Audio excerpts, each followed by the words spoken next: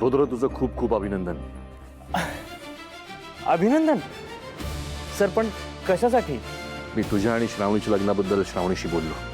तिच्या मनात काय आहे ते जाणून घेतलं. तिलाही तू मनापासून आवडतोस. तिलाही तुझ्याशीच लग्न करायचंय. रुद्र, काय झालं? काहीच बोलला नाहीस. तुला आनंद नाही झाला? सर, खरं बोलताय तुम्ही? हो. पण सर, तुम्ही... माझी तुमच्या लग्नाला संमती आहे. रुद्र, मला खात्री आहे तू तिला फुलासारखा जपशील, आयुष्यभर आनंदात ठेवशील. सर, सर तुम्ही अजिबात काळजी करू नका. मी तिला स्वतःच्या जीवापेक्षा सुद्धा जास्त जपेन. सर, आणि थँक्यू सो मच.